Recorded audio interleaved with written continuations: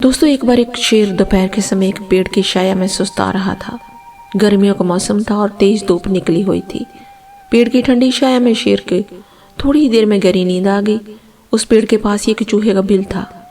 चूहा थोड़ी देर के लिए अपने बिल से बाहर निकला।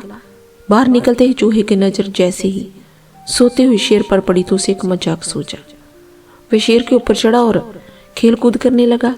इससे शेर की नींद खुल गई। चूहे को देखकर शेर की त्योरियां चढ़ गई और उसे मारने के लिए तैयार हो गया। शेर को गुस्से में देखकर चूहा घबरा गया। वह गिड़गिड़ाकर शेर से माफी मांगने लगा। चूहा बोला, महाराज, मैं तो एक छोटा सा चूहा हूँ, मुझसे भारी गलती हो गई, मुझे माफ कर दीजिए। कभी जरूरत पड़ी तो मैं आपके काम अवश्य आऊंगा। चूहे की बात सुनकर शेर को हंसी आ गई। वह बोला, तुम क्या मेरी मदद करोगे? फिर भी मैं आज तुम्हें छोड़ देता हूँ। दोबारा ऐसी गलती मत करना।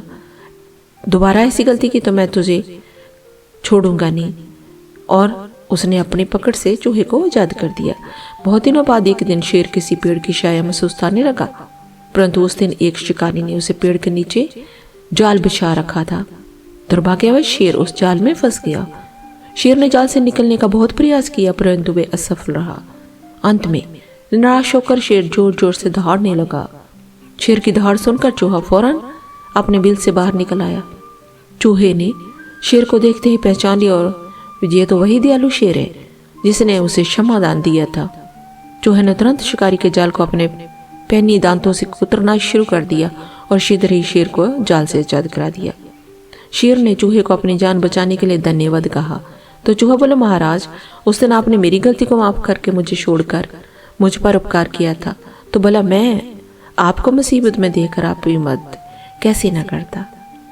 सो दोस्तों, हमें इस कहानी से जो शिक्षा मिलती है कि हम किसी पर दयालुता करते हैं वो व्यर्थ नहीं जाती। आप किसी का भला करो तो आपका भला भी होगा। वो याद रखेगा कि किसी डिफिकल्ट टाइम में आपने उसकी मदद की थी, तो फिर कहीं जिंदगी में आप पर कोई परेशानी आ जाए, मुश्किल आ जाए, तो आपको भी मदद जरूर मिलेगी। वो सब देख रहा है ना ऊपर वाला। आपने किसी की मदद की तो आपको मुश्किल में वो कैसे छोड़ सकता है? वो किसी ना किसी को भेज देगा आपकी मदद करने के लिए। कभी व्यर्थ नहीं जाएगी। आप अच्छे मन से किसी की मदद करते हैं तो। फिर मिलते हैं एक और नई कहानी के साथ। धन्यवाद।